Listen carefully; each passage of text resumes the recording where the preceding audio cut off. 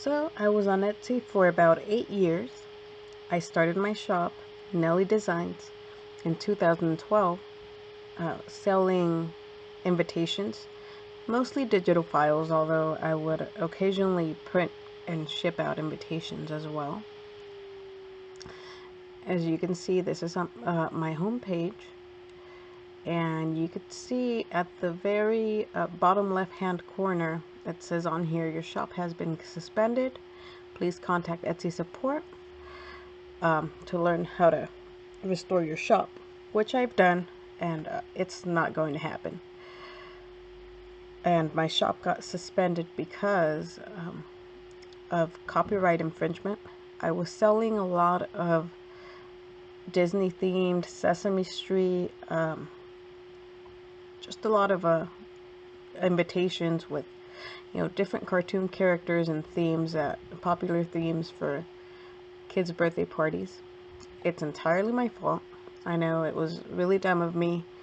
I don't know. I guess I figured everybody's doing it. Everyone on Etsy is selling these invitations and other things with these popular themes, so I should be fine.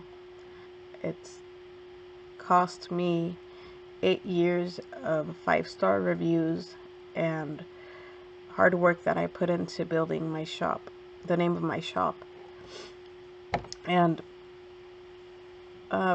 basically every time that Etsy deactivated a listing for copyright infringement because somebody reported it or whatever the case, they would write a message in the email that said, if we keep finding copyrighted material in your account, we will deactivate it. But I don't know. I guess either I overlooked that part of the emails, or I just thought it's not going to happen to me, or it's no big deal.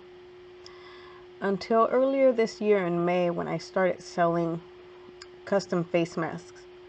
And I was getting a lot of sales. I mean, more sales than I've ever seen in my shop before. And somebody reported a Sesame Street cupcake topper that I had listed in my shop. And I mean, I hadn't sold that listing in a while, so it nothing to do with like recent sales or anything. Like I said, at this point, I was selling mostly face masks. And yeah, so I woke up that day on May 4th to an email from Etsy, but this time it was different. It wasn't just a warning.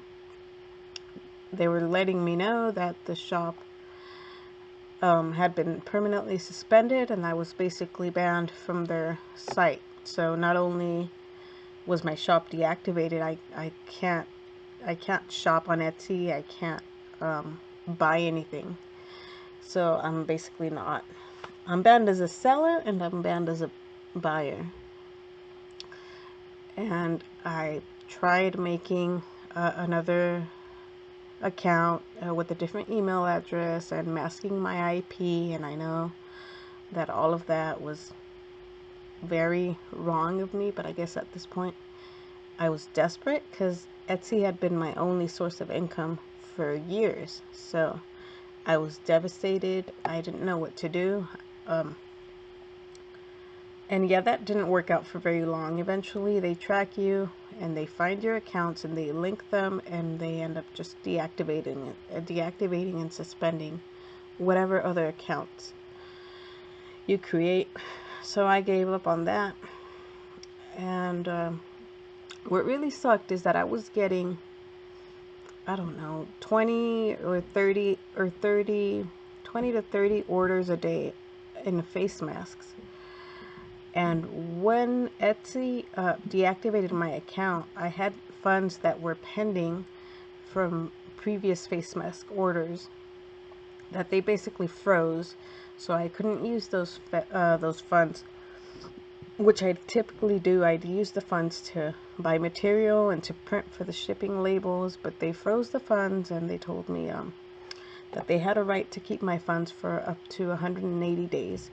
So what I had to do was I was so deep in the hole that I had to cancel and refund the majority of my pending face mask orders. I couldn't access the money other than to refund the buyers, which is what I did.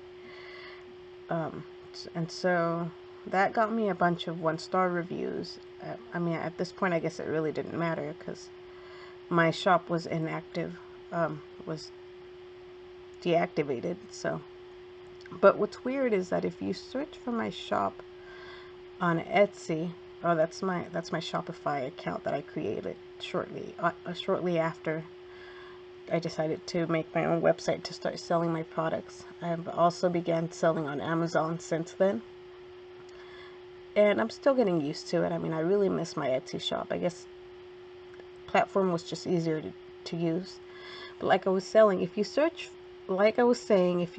for my shop, it won't come up. But if you Google my shop name, you can still see some of my items showing up on Pinterest.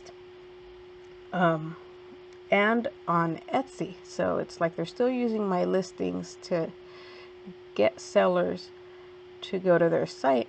And then you click on it, it'll tell you that the item isn't available, but then it'll suggest similar items right below. So I guess it's a way of attracting new buyers. Like this listing right here. You'll see that once I click on it, it'll say item isn't available, and see similar items on Etsy. So that's basically it. I really highly recommend that you do not sell copyrighted items on Etsy or Amazon or anywhere. It's just not worth it. I lost 8 years worth of work